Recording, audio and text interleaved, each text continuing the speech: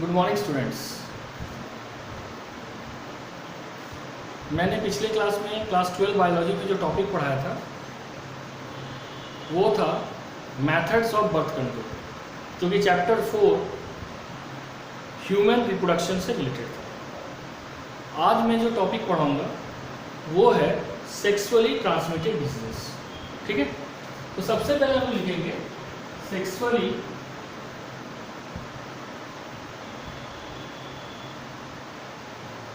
Transmitted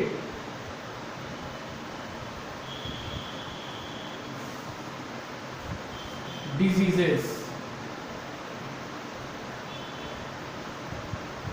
ठीक है, अब पहला क्वेश्चन है कि what is sexually transmitted diseases. Sexually transmitted diseases है क्या? तो डिजीज और infection which spread through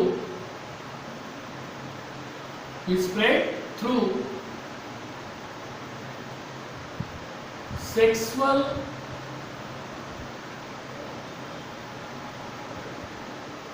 intercourse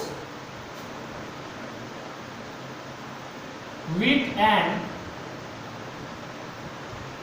infected person is called sexually transmitted diseases। Sexually transmitted diseases या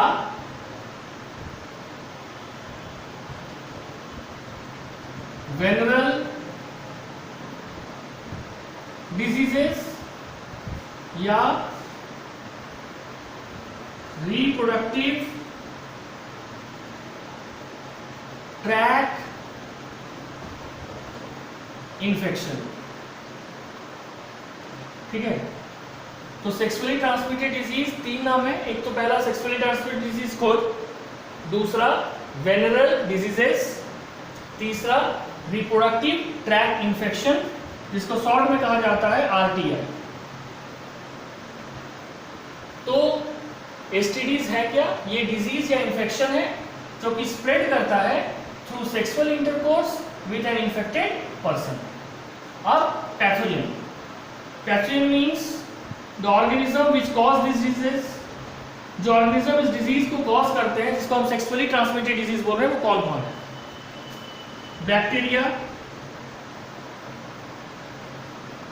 वायरसेस, प्रोटोजोआ, क्लैमाइडियासिस या क्लैमाइडिया। ठीक है, इक्टोपैरासाइट्स, निमाटोड्स एंड फंजाई। ये है पैथोजन जो बेसिकली रिस्पॉन्सिबल है सेक्सुअली ट्रांसमिटेड डिजीज को कॉज करने के लिए। कौन कौन? Bacteria, viruses, protozoa, chlamydiae, ectoparasite, nematodes and fungi. ठीक है, अब हम लोग पढ़ेंगे how this disease that is STDs is spreading, है ना। यानी अब हम पढ़ेंगे मोड ऑफ ट्रांसमिशन।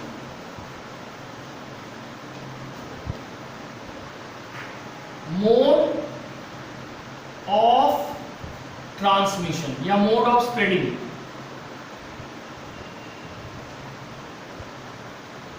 पहला कारण है sexual intercourse, that is having a sex relationship, sexual intercourse with an infected person. Sexual relationship with an infected person. दूसरा, from infected needles, syringes, etc. और third, from the infected mother to the fetus. जो माँ already affected है उससे उसके गर्भ में पलने वाले बच्चे तक पहुंच जाता है.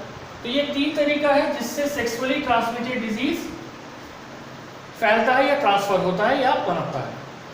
अब मोड ऑफ ट्रांसमिशन तो हो गया, तो उस किसी भी इंसान को एसटीडीज है कि नहीं, how can we detect it. ठीक है, तो अब हो गया conformity test.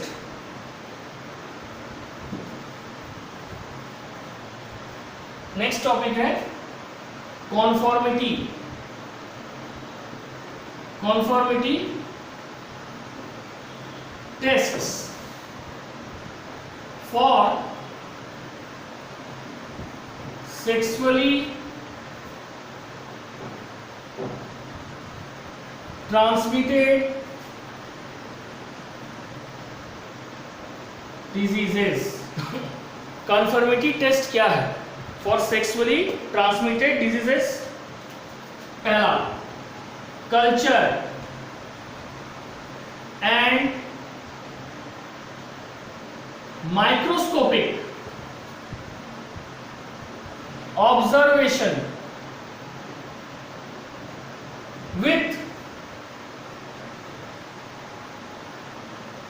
specific staining. Staining का मतलब हो गया नाम जानो. Second, detection of antigen, antibody with ELISA-like test. ELISA-like test या टेक्निक है ना. एंटीजन एंटीबॉडी रिएक्शन के द्वारा एलिसा टेक्निक से हम पता लगा सकते हैं. एलिसा टेक्निक से वायरल डिजीज बहुत आसानी से डिटेक्ट होता है, जैसे कि AIDS, genital herpes, genital wart, ये सब. Third, DNA hybridization. DNA hybridization. और फोर्थ टेक्निक है polymerase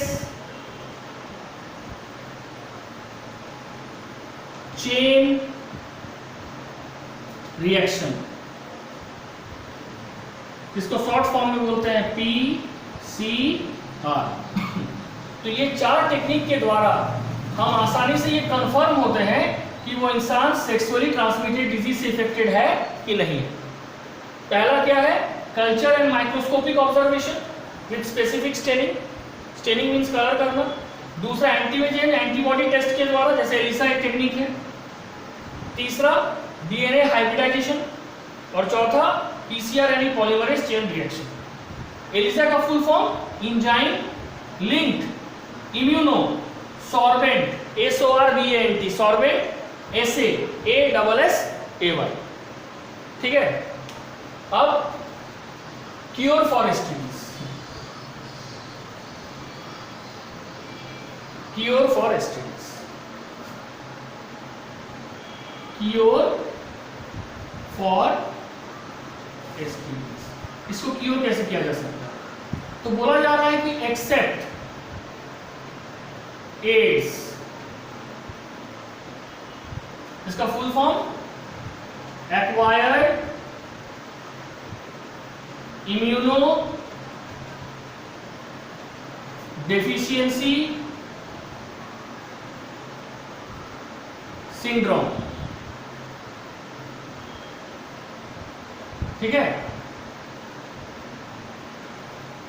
genital herpes, genital herpes and hepatitis B virus, hepatitis B, all other STDs। बोला जा रहा है कि एड्स, जेनिटल हर्पिस और हेपेटाइटिस बी को छोड़ के all other STDs are cured if they are detected early. अब इसके बाद हम पढ़ेंगे कुछ सेक्सुअली ट्रांसमिटेड डिजीज जो कॉमनली फाउंड होता है, जो हमारे सिलेबस में इंक्लूडेड है, और उसके कॉजल ऑर्गेनिज्म के बारे में।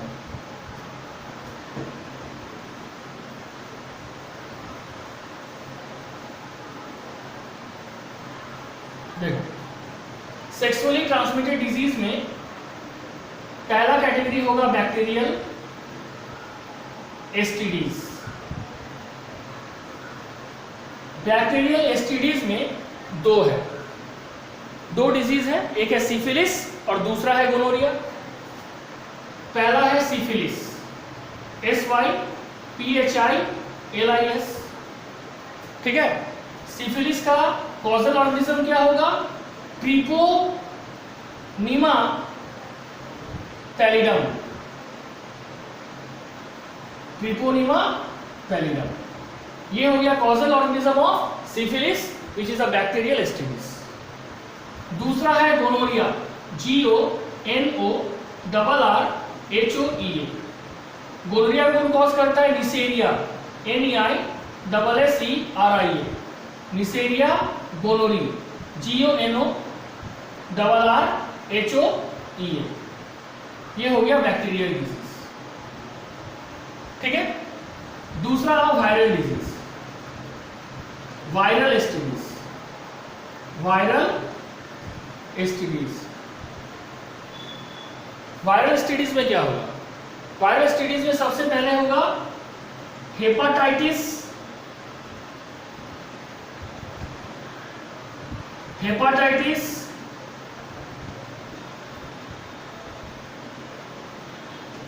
बी। इसका कॉजल ऑर्गेनिज्म क्या है? हेपाटाइटिस बी वायरस, ठीक है। तीसरा क्या है? जेनिटल हर्पिस, जेनिटल हर्पिस दूसरा बीमारी है। इसमें क्या होगा? Herpes simplex virus, herpes simplex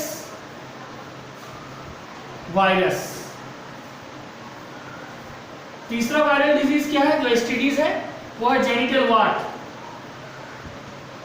genital ward. इसका कॉजल ऑर्गेनिज्म है हर्पिस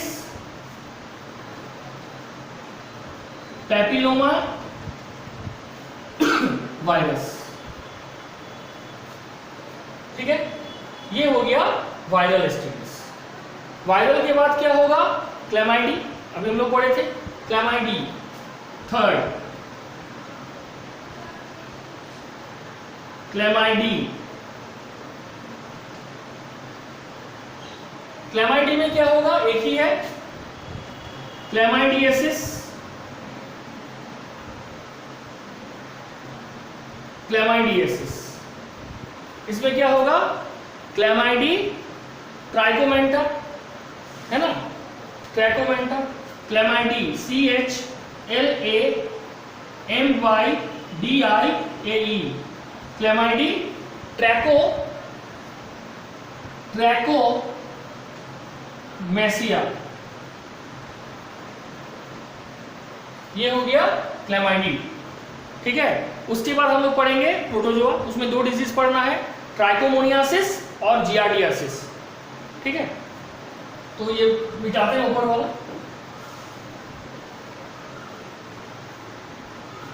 अब क्या है? Protozoan STDs. Protozoans STDs. ठीक है, सबसे पहला क्या होगा?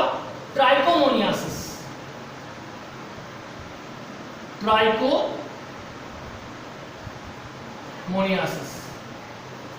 जो ट्राइकोमोनियासिस है इसमें क्या होगा? Trichomonas vaginalis, trichomonas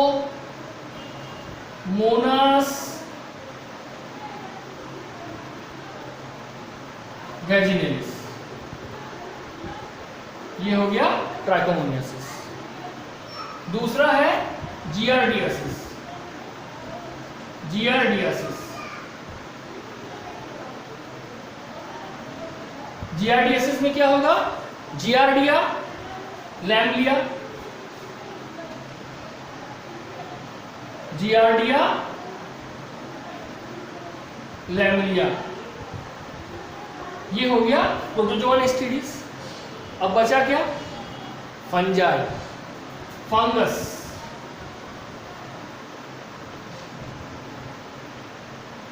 fungi STDs. Fungi STDs में क्या होगा? कैंडिडियासिस, कैंडिडियासिस, ये हो गया डिजीज।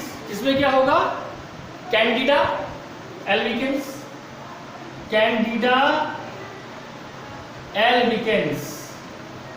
कैंडिडा एल्बिकेंस एक तरह का फंगस है जो कॉज करता है एसटीडीज, जिसका नाम है कैंडिडियासिस। तो हम लोग क्या पढ़े? कौन कौन डिजीज? सबसे पहले पढ़े बैक्टीरियल। बैक्टीरियल में क्या था? उसमें सबसे पहले था 2 सिफिलिस और गोनोरिया। सिफिलिस को कौन कॉज कर रहा था? Treponema pallidum. गोनोरिया को कौन कॉज कर रहा था?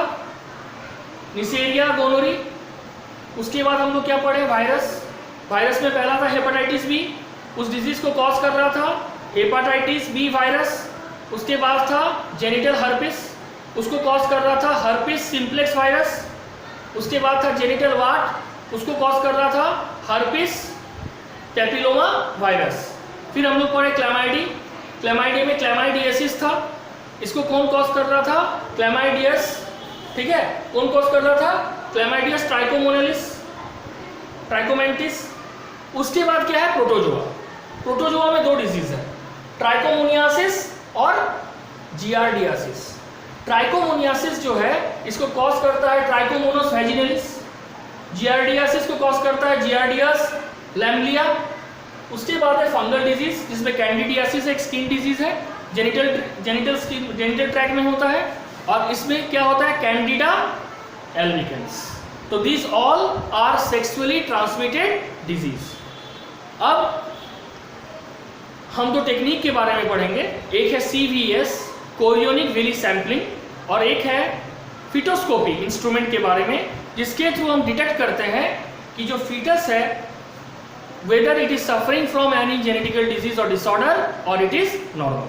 ठीक है, तो ये मिटा देते हैं।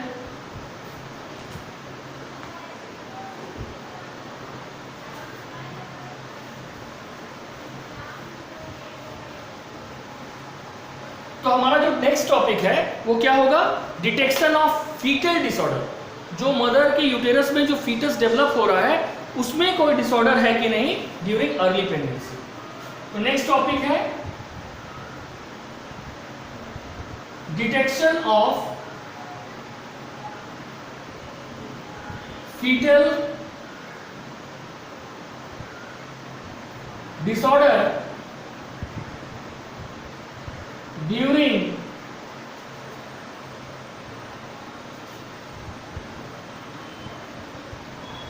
Early pregnancy. सबसे पहला टेक्निक है chorionic Willie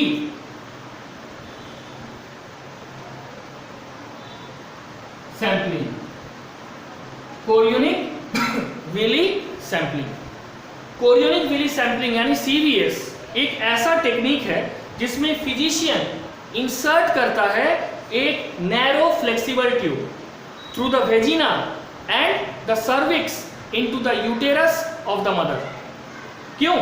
to collect a cell, to collect a cell. कैसा सेल? फीटल टिश्यू कलेक्ट कर रहा है, और वो फीटल टिश्यू क्या है? Chorionic villi. ठीक है? क्यों? For undergoing karyotype analysis. Karyotypic analysis का मतलब क्या होता है? Study of the chromosomal pattern of an organism.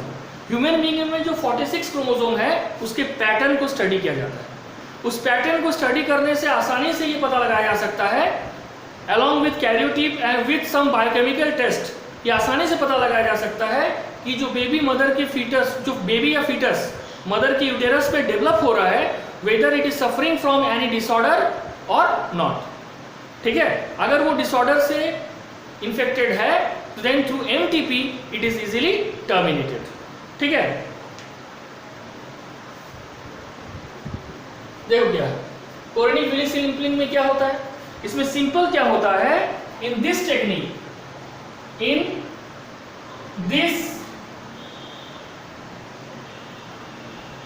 Technique a doctor insert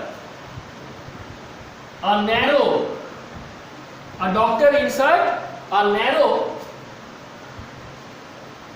flexible tube into a narrow flexible tube into the female body, a narrow flexible tube into the female body through vagina and cervix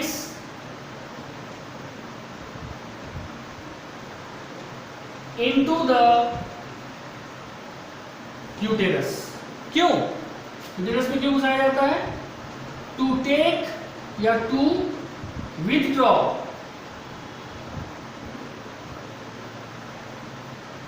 fetal tissue, to withdraw fetal tissue.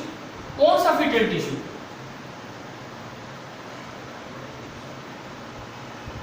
Chorionic Willie.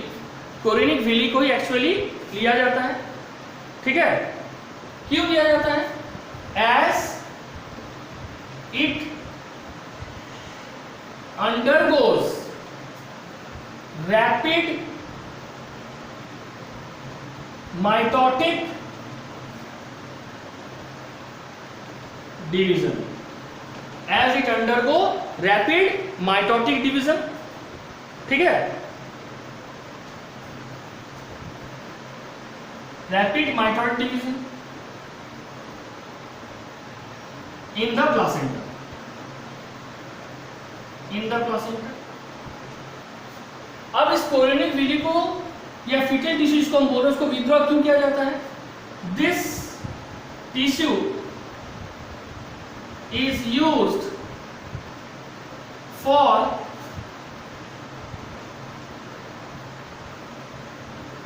कैरियोटिपिक analysis. Karyotypic analysis, karyotypic analysis का मतलब chromosome जो है उसके pattern को test किया जाता है। तो karyotypic analysis with some biochemical test, with some biochemical test. Biochemical test क्या क्यों जाता है? ये फाइंड करने के लिए कि फीटस में कोई डिसऑर्डर है कि नहीं, within a few hour, within a few hour. ठीक है? एमिनोसिंथेसिस में ये सबसे ज्यादा अपर हैंड इसलिए रखता है because it is used in early 8th to 10th week of pregnancy. क्योंकि एमिनोसिंथेसिस क्या था? 12 वीक ऑफ प्रेगनेंसी, है ना? तो ये इसका है। लेकिन ये जो कोरियोनिक विली सैंपलिंग है ये इन्वेसिव है। तो जब अल्ट्रासाउंड के द्वारा इसको गाइड किया जाता है तो डॉक्टर को ये हमेशा ध्यान रखना पड़ता है that it should not damage either the fetus और द मदर, ठीक है। अदरवाइज मेरा जो पर्पस है डिसऑर्डर करने का वो फेल हो गया, क्योंकि अगर उसमें कोई भी इंजरी हुआ तो ऑटोमेटिक हम उसको हार नहीं किया, उसका कोई फायदा नहीं। अब इसके बाद दूसरा है फिटोस्कोपी, ठीक है।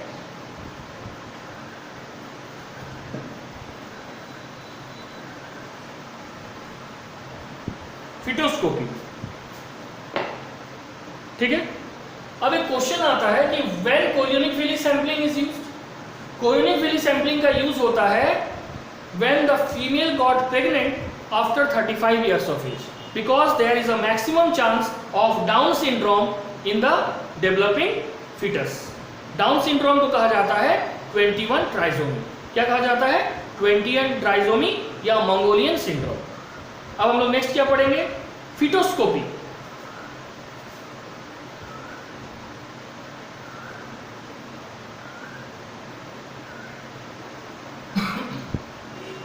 फिर क्वेश्चन पूछा जाएगा व्हाट इज फिटोस्कोपी। तो फिटोस्कोपी एक प्रोसेस है जिसमें फीटस को देखा जाता है while still it is in the uterus। कैसे देखा जाता है? तो इसमें एक इंस्ट्रूमेंट का यूज किया जाता है जिसका नाम है फिटोस्कोप। अब फिटोस्कोप को कैसे यूज किया जाता है? ये इंसर्ट किया जाता है into the uterus of the pregnant lady with incision काटना इन द स्टमक वॉल। अब स्टमक वॉल के थ्रू जब ये यूटेरस में इंसर्ट किया जाता है तो it is guided by the ultrasound. Ultrasound के द्वारा डॉक्टर ये देख पाता है कि फिटोस्कोपी कहाँ पे है, ठीक है, ताकि ये फीटस को कोई नुकसान नहीं पहुंचाए, ताकि ये फिटोस्कोपी को कोई नुकसान नहीं पहुंचाए। अब फिटोस्कोपी का मेन पर्पस क्या है? पहला, इस बात का पता लगाना कि इसमें कोई जेनेटिकल डिसऑर्डर तो नहीं है, जैसे कि स्पाइना बाइफिडा। दूसरा, इसमें ब्लड सैंपल को कलेक्ट करना from the umbilical cord. Blood sample को कलेक्ट करना कहाँ से? Umbilical cord. और तीसरा, इसमें सैंपल ऑफ स्किन टिश्यू को कलेक्ट करना है फ्रॉम फीटस। तो हम लोग फिटोस्कोपी के बारे में पढ़ेंगे, ठीक है। इट इज अ प्रोसीड्यूर या procedure which is used, it is a procedure which is used to see the fetus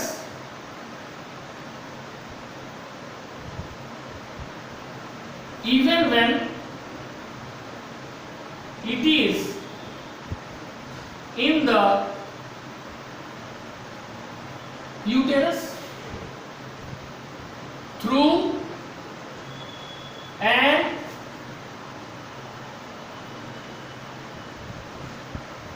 instrument called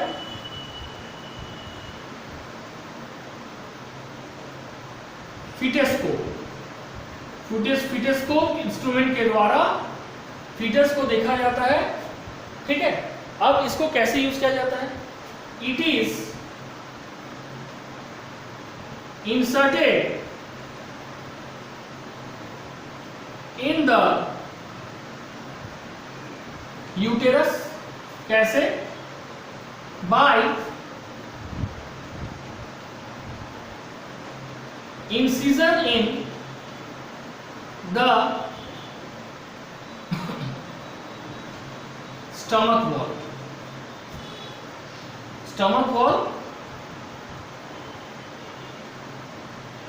guided by ultrasound to see that it will not cause any damage, to see that it will not cause any damage